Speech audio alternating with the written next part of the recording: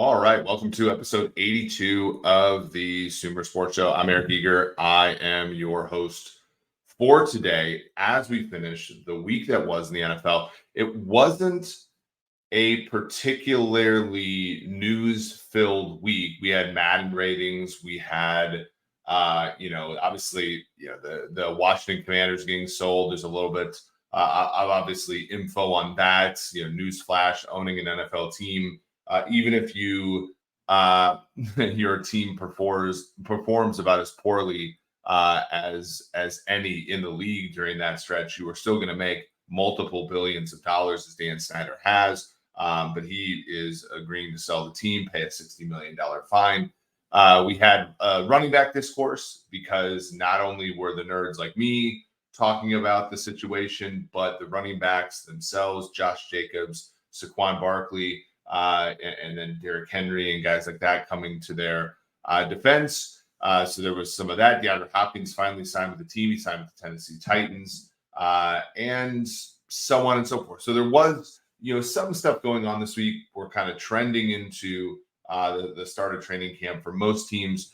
But we're gonna start here, I think, today, talking again about the running back discourse. Talked on Monday about defensive linemen and the interior and why they are getting more high-end contracts as a function of the number of contracts in the NFL relative to edge players. But we're going to talk about running backs here. We did talk about it a little bit a few weeks ago, but I think what I find somewhat comical, or not even comical, but just interesting is, and this is a point for a lot of people to make, and maybe the listeners to this show, maybe that I'm just preaching to the converted here, but I find it interesting that for a number of different years, all you hear from some of the sort of football people is this idea that, like, oh no, it's ridiculous to assume that running backs have lost some value, or that there's even a question of what they add to the field. The NFL over time has slowly kind of paid them less and less and less as a percentage of the cap, paid them less and less as a percentage of their production. And now those same people have what I believe to be very, very naive, very, frankly, childlike solutions to this problem. And even if you call it a problem, like I like to think of, I'm very pro-labor. I think that there's, these NFL players, they're wonderful athletes. They provide us a lot of entertainment. They should be compensated. But the current situation in the NFL right now is such that they're not going to get a ton of money. And there's a number of different reasons for that. We've gone over some of them, but just to kind of give you guys a summary of that. Running backs, they run the football. Running the football is generally less efficient than passing. And so even if the running back, the runner, was responsible for a great deal of team's offensive efficiency when they ran the football, it would still not be as valuable as quarterbacks, wide receivers, offensive line, other positions on the offensive side of the ball that contribute to the passing game. Additionally, we all talk about running backs that contribute to the passing game. But the fact of the matter is, and we did a study at Pro Football Focus a while ago, Arjun Menon tweeted it out a little bit ago as well, formerly a PFF, now of the New York Jets. But running back passing game is not that valuable either. The majority of passes that go to running backs are not that efficient from an EPA or success rate, win probability added perspective. So they, from the what they do is not seen as valuable. We'll talk about trends in a second here, which are actually moving in the right direction for them. But then on top of that, especially in the run game, there's been a bunch of research. So, the work I've done on perfectly blocked plays, the work that the folks at the Big Data Bowl solutions have done, the running back doesn't contribute even that much to the run play relative to the offensive line, relative to the play call, relative to the scheme, and that kind of thing. And then you add to that the fact that, and this is I think the thing that we have to get to, you add to the fact that their age curve is basically a downward sloping line from the moment that they get on the field in the NFL until they finish off. especially as runners. You add to that passing game stuff, there's a little bit of an upward motion at the very beginning of their age curve. So you add to that. So running's not that efficient. The running back doesn't influence the run game as much as other positions, and running back shelf life is not long at all. And you're getting I think the understandable dynamic of what's happening here. Beat Gamer has a really good point as well. Beat Gamer 99, especially with the new concepts of running athletic QB, give you an advantage in the run game alone and help running backs. Absolutely. So we've shown this with the paper that Tage and I that just got published today on the Journal of Quantitative Analysis in Sports, where linebacker movement is much more voracious when the quarterback is a runner. And so again, even another player on the field that influences the game more than the actual runner does. It just makes it a really hard situation. Now, running backs have a bigger influence on the game the earlier that you get into, Pee-wee football, middle school, high school, college. The running backs matter a lot more. And it's also a position where like the best athlete can stand out in those positions early because the passing game isn't developed. So you almost entice the best players on these teams to become the running backs. And once they get to the pros where it's really time to make their money, it's that value dries up for that position. So we've all, and there have been a number of ideas. I think most of them are bad to get running backs to be paid more. Like the ideas that can almost be dismissed as just, not having been thought out well at all are things like, making a different rookie wage scale for running backs, allocating, certain performance-based pay to running backs only. Anything that carves out a specific solution for running backs, to me, is a bad idea, because you're just going to get the market, and it might take a long time. It might be a momentary boon in running back salaries and things like that. But any solution that explicitly carves out favors for running backs is simply not going to work, because the thing that affect running backs negatively right now were not things that were put into place to specifically affect running back. They were simply creating the dynamic for the entire league, and running backs, because of how they are affected negatively. So to me, the only solution that you can put into place is to change the dynamics so that when running backs are at their peak as far as value, they can be paid the most. So NIL is a big help here, right? So a lot of the running backs that are at these, these big schools or even these smaller schools that have NIL money, the fact that they can get paid there, perfect. Bijan Robinson, when he's in Texas, brings the Longhorn fans a ton of value. He should be paid, handsomely as a result. Same thing for Tajay Spears, when he at Tulane, or Dwayne McBride at UAB, something like that. That's big. That helps them a lot, because again, they'll be paid quite a bit even before they get on the NFL field, and things get fair for them as far as their opportunity to make money. The other thing to think about is the rookie wage scale. Now, you have to, in my opinion, so with the draft, again, we're going to talk about solutions here. If the draft is still to exist, this is always going to be a part of what happens, because you're selecting players. The players go to a team. That team has, sort of owns their rights for some of their younger years, and those younger years are the years where running backs have their most value. So a draft is always going to give rise to these inequalities, but a draft where the rookie wage scale is abolished might help more. So, you sign an offensive tackle, those 4 years of team control, an offensive tackle, those 4 years of team control. The first couple years, you think about guys like Andrew Thomas, you think about guys who ended up being elite, but in years 1 or 2 were not necessarily as good as they are now. Those players might be more inclined to sign longer term deals, because by the time that they're done, they're going to be more valuable than when they started. But running backs, thinking about safeties, possibly linebackers, they might be able to sign shorter term deals out of college. And again, they might be able to get to free agency, or at least restricted free agency, where a team has to be able to, come to the forefront with some money. They will have to, sort of meet the running backs where they are developmentally, and that'll help.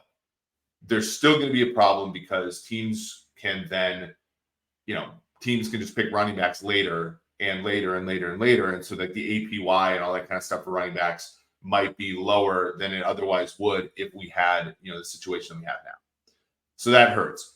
I think that the way to get rid of those inequalities wholesale and make it truly sort of, what they're worth is to, obviously abolish the draft altogether. So like, basically running backs are all able to collectively bargain themselves, and the players that come into the league, they're not just negotiating against the team that drafted them, but they're negotiating against all 32 teams. And that, to me, when a running back is coming right into the league at 21, 22, they'll be able to negotiate a shorter contract. We've seen with Kirk Cousins in Minnesota, the shorter the contract, even when the player isn't super elite, the shorter the contract, the better off that player is, because if he performs up to that contract, as Cousins has for example, at quarterback, then every year and a half in, you're going back and you're getting market rates until you're not worth it anymore. Those longer term deals, obviously, when you can spread that money out, that's obviously better for the teams, but not necessarily good for the player. Got some questions coming in, by the way. Subscribe at SumerSports on Twitter, at SumerSports on YouTube. SumerSports.com this week, some really good articles. Quinn McLean, an article about using pose estimation to study throwing mechanics and quarterbacks. We had the NFC North preview, which we talked about last week, and then an article previewing Tage and my linebacker journal article that we talked about a couple times, but finally got published. We have some good messages here. Martin Tollner, running back contract to me isn't even a true pro against labor, since NFL contracts under a salary cap are largely zero sum. I agree with that. Although, again, when the true labor people who are like, oh no, everybody who's trying to sort of optimize football is going to hurt somebody. I do agree with you, Martin. I'm pro labor in that, like, I want to make sure pro labor is part of, like, the salary cap is probably a bad idea for labor, but the salary cap exists. So how can we distribute this money more humanely? And I do think that the rookie wage scale has caused, as maybe it has in many industries, a hollowing out of the middle class. This is why the NFL Players Association, I don't really have a ton of respect for them, because they saw a situation which was Sam Bradford, Jamarcus Russell, guys like that, all getting these huge deals straight out of college, and they said, well, we're going to protect veterans by putting in a rookie wage scale. But all that it really has done has made it really hard to be a kind of middle class veteran player in the league that's past the rookie deal, because it's kind of hollowed out, though. So you get, obviously, the best players who are veterans get the most money, which is good. They've earned it. But then you have a rookie wage scale and kind of a veteran minimum class, and then you have a very hollow middle class, which I think isn't great.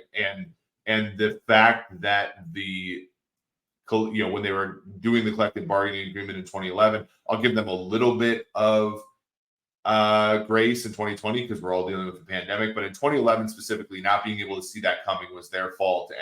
And again, it's not the fault of analytics. The analytics people are just the messenger, but it has caused some issues there. Adrian Peterson, for example, signed a $100 million contract. Right on the eve of the 2011 season. Like, we're probably not going to see another $100 million contract by a running back for quite some time, just because of the market dynamics here. Mojal says, how about a snap limit on rookie deals in addition to years? It might allow running backs to hit free agency earlier.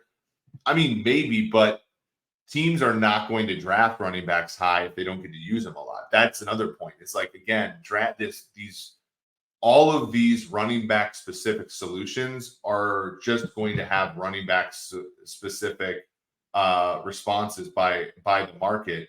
And, I just don't foresee any of those working, because I think teams are going to rightfully see that this is a solution to help running backs, and they're just going to do something, to help themselves, which is, just it's a part of competition. And that's what, analytics are trying to help you compete better, but there are bystanders. And just like in any market economy, and this one's not even truly capitalist or truly socialist, but like in any market economy, when you see these unintended consequences pop up, that's where regulation, comes up.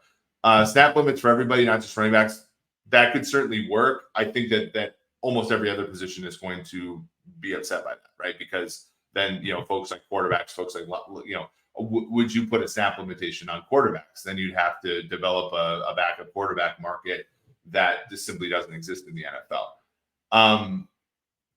So yeah, there's some good questions here. I think Beat Gamers kind of got some of this nailed here. There would be a large surplus of running backs, so why would they pay more and compete with other teams when they can focus on fits more than overall talents like undrafted free agents? Like, look, undrafted free agents simply aren't that talented. Like that's the problem, is that there is like a very, I think at the time of a good unrestricted free agency market, and you get like better guarantees and oftentimes than you would if you're a 7th round pick. But make no mistake, like that market it would not be the same as if we had, like, for example, no draft and everybody was just a free agent. I think that if that was the case, I think things would be a little bit better for running backs, because you'd be buying an asset that, is more mature than, for example, like I said, like a tackle or an interior defensive lineman, or another position like that closer to the football. Those are players that you kind of want to have for longer. Additionally, like, I think it would make it better for quarterbacks who are of the developmental ilk. Where we talked about this a few episodes ago, but Aaron Rodgers, for example, his first contract was, I think, 5 years, $7 million. No 5th-year option, no team 5th-year option. So his position is strictly different than Jordan Love, and in fact, probably helped him in the long run. Whereas Jordan Love, they had to make a decision.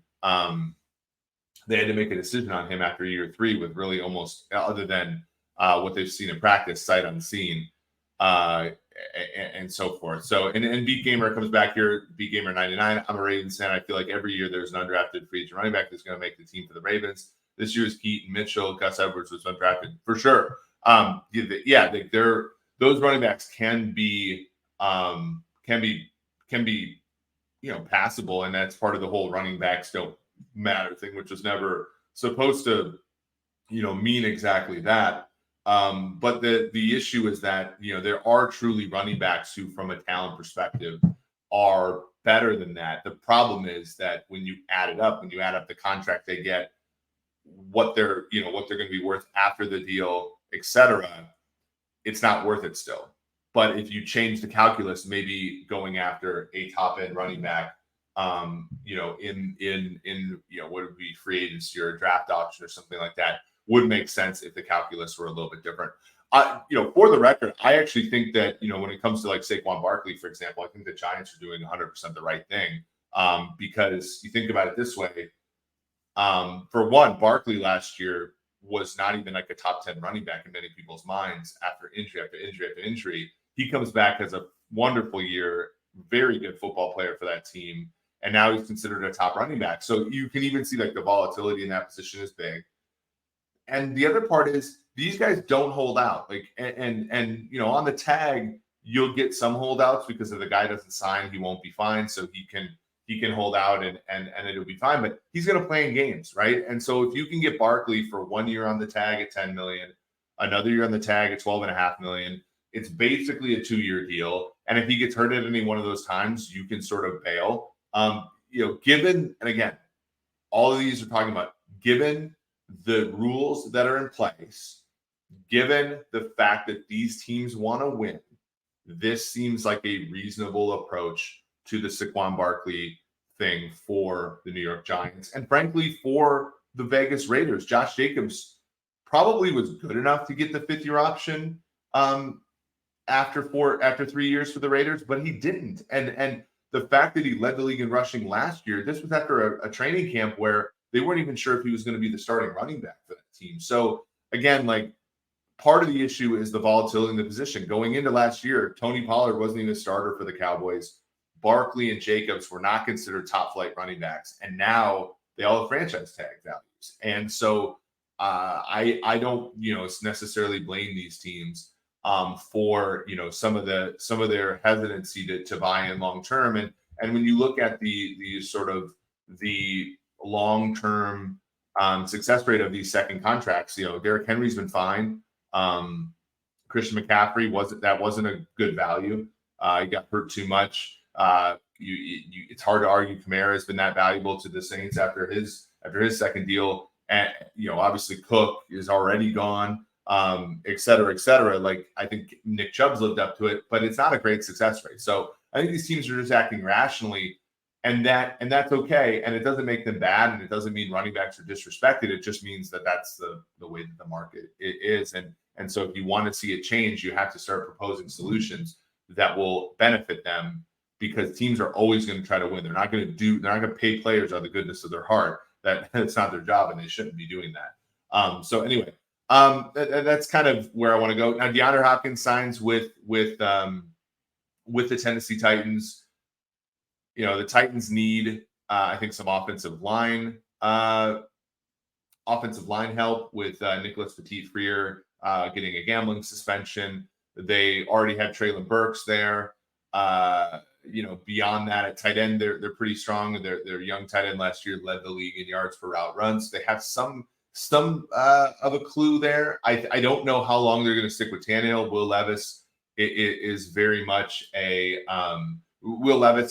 like a project that if they never play him, they don't necessarily have to be all that embarrassed or all that disappointed. So I think the Titans go into the year, beat Gamer.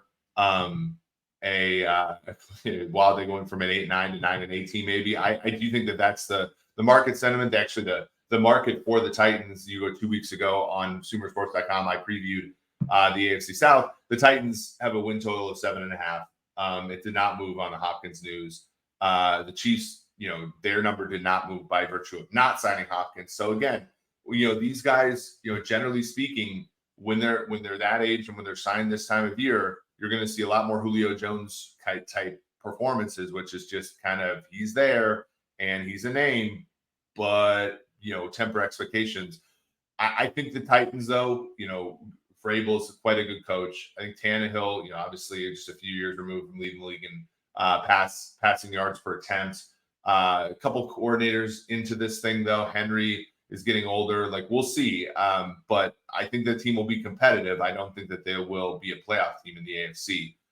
If you want to look to a team with some value in that division, obviously the Jags should be favored. I think the Colts are a team, and even Houston are two teams that could surprise people. I think the Titans are in a transition year, but they do get Hopkins, which is an interesting one. Ollie Karen, Nicholas Petit-Frere, #OneOfUs. Very cool there. Before I go, I want to talk about, on Monday, we're going to have an article about the NFC West at SumerSports.com. I want to talk about this division because this division is very interesting. We are not that many months. I mean, we're less than 2 years ago. The Arizona Cardinals and the Los Angeles Rams were playing a Monday Night Football game in Arizona. Arizona had a big lead in the division. The Rams just signed Odell Beckham Jr. And since that time, like, so many things have changed. The 49ers have started out slowly both years, 2021 and 2022, only to make the playoffs and the NFC title game in both years. The Seattle Seahawks traded Russell Wilson. Everybody thought they were tanking with a win total of 5.5 last year. They go 9-8. They make the playoffs as the final team in the NFC playoff picture. The Cardinals have basically ripped everything up. They're sort of rebuilding with Monte Austin fourth and Jonathan Gannon as their GM head coach combo. And the LA Rams, I think, are doing a kind of a soft rebuild and soft enough to where, this win total in the market 6.5. So when I look at this division, I see two teams that have a real actual chance of making the playoffs. And I see two teams who, if things go right, they can be very competitive. And if things kind of go poorly, we're going to be talking about them we're going to be talking about them as rebuilding teams, and that's just the way it is. So the Niners here with a win total of about 10.5, Seattle with a win total of 8.5, Arizona with a win total of 4.5, and the Rams with a win total of 6.5. And I think that makes a ton of sense. If I had to look to any of those as a bet, Seattle over to me feels right. Geno Smith led the league last year in completion percentage above expected. He did fade a little down the stretch, so they go and get him Jackson Smith in the jig. But Abraham Lucas, Charles Cross, two good tackles. Again, if we continue to look at their developmental curves, they could be a good offensive line with Geno Smith throwing to three great receivers and Lockett, Metcalf, and Smith and Jigba. Tight end Noah Fant that came over in the trade for Russell Wilson. He's there as well. Kenneth Walker, Zach Charbonnet at running back. I think this could be a good offense. I think defensively, you have a little bit of some worry. Obviously, Tarek Woolen going with Devin Witherspoon. That's two really good corners. Woolen was a very tall, fast, athletic thing last year, intercepted some passes, was terrific. Devin Witherspoon gave up a 25 passer rating into his coverage last year at Illinois. They bring, obviously, Jamal Adams comes back. Bobby Wagner comes back from a year in LA. I like the back part of that defense a lot. I think that where I have questions is going to be up front because you had, Devin Taylor last year had a lot of sacks, but only, I think it was something he had a 30% pressure to sack conversion ratio, which is just not sustainable year to year. Quentin Jefferson, he's gone. He was a free agent. He left. So I wonder where they're going to get, a pass rush up front. And some of that comes from Jamal Adams probably blitzing. Some of it comes from Wagner as well, being a blitzer. But I think that's really where I feel like they could have problems. But in this NFC, the quarterback situation is such that you don't necessarily have to be a great defense to be competitive week in and week out. Those quarterbacks are going to give you some, and we saw it. Look, Seattle, in the game that was ultimately pivotal for them to make it to the playoffs.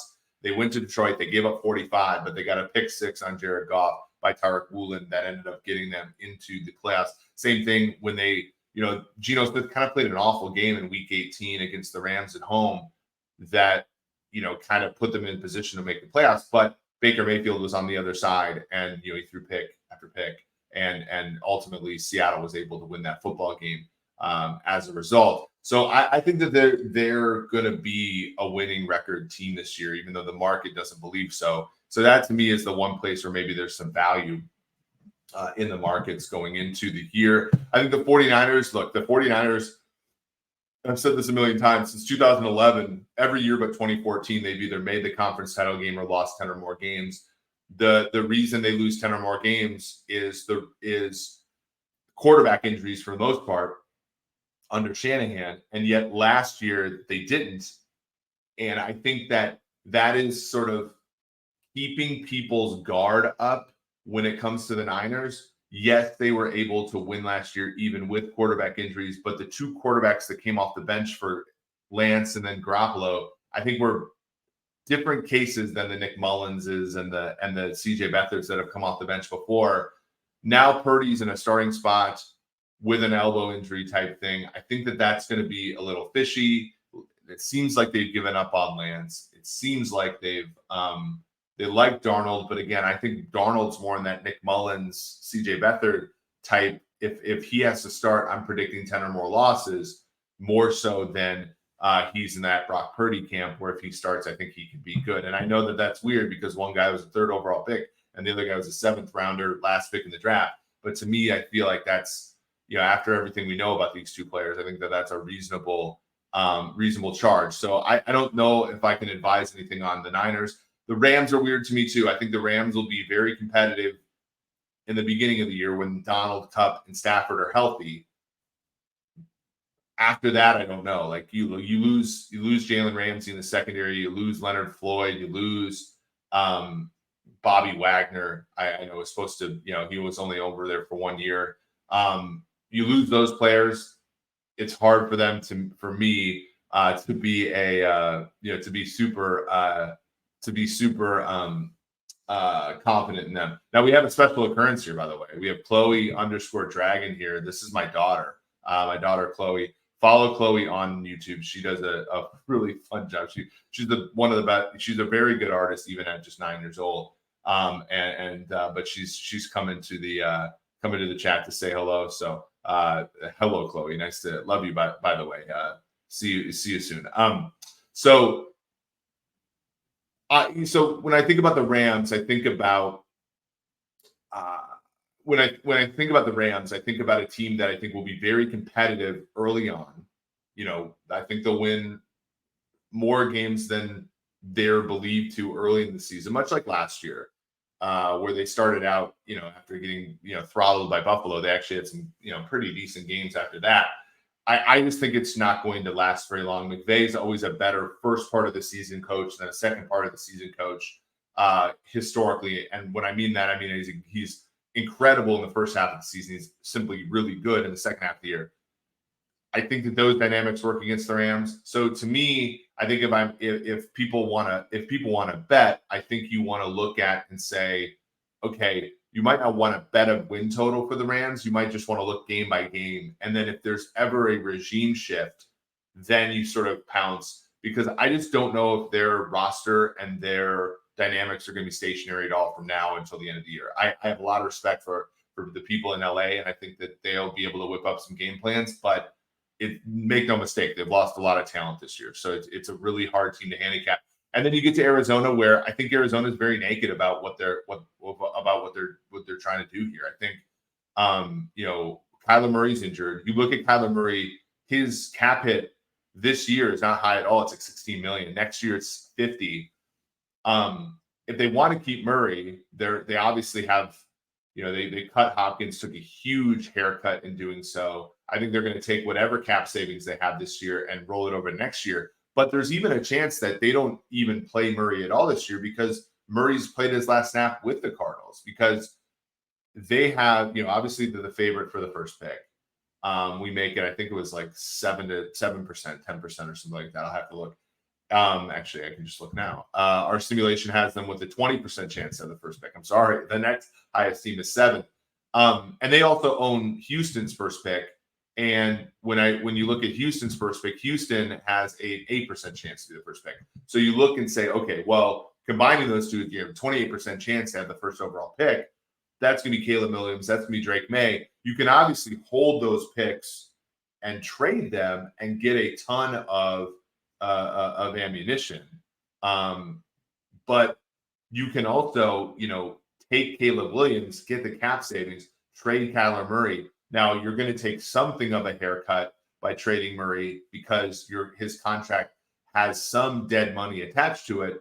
However, even the guaranteed P5s and stuff like that will go with Murray to his next team. So you're going to offload some of that. It's not going to be easy, and much like with Wentz and Philadelphia and stuff, it's going to cause you some problems. But I'd rather that cause some problems when you have a quarterback on a rookie deal, because as Philadelphia has shown, Jonathan Gannon's last stop, if you have a quarterback who's making rookie money, it covers a multitude of sins, and you can get out of the depths pretty quickly. So that to me is, Arizona, not a ton of talent defensively either. Isaiah Simmons, Budda Baker, they're players that have heard, we've heard some grumblings on the trade market. I believe Budda, I want to say he updated his contract a little bit, so maybe a trade is less imminent. But I'd have to go back and look. But this is not a talented team. This is a team that I think is going to struggle.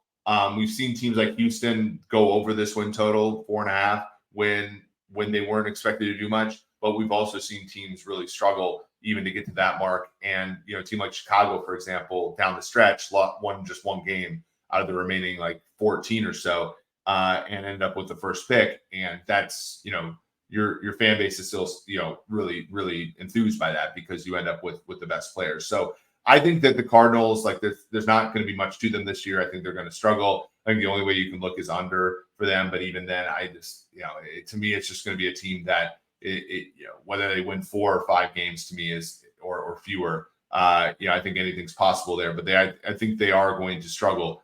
without Murray. And then even if Murray comes back, they will struggle with Murray. Here are some questions now that I, sort of am wrapping up here, Mojal. If you have any time at the end, Women's World Cup picks.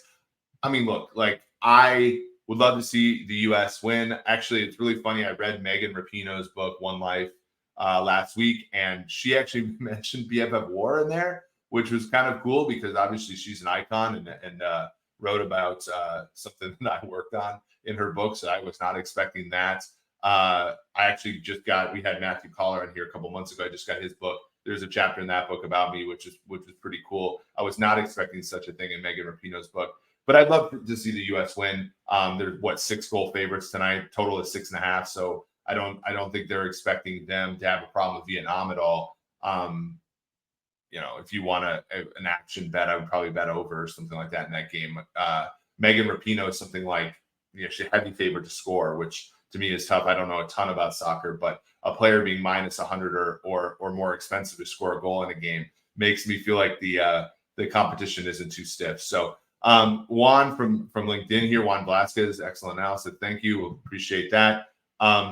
Beat Gamers referring to the Arizona Cardinals. They will probably have the ammo to go up and get the first pick if they don't get it. Absolutely. That's also Chicago's thinking as well, having traded the first overall pick for DJ Moore and others. Like if Justin Fields isn't him, then they'll end up being able to get off of that and move up fairly quickly because they have the ammunition. But yeah, that's a really good point.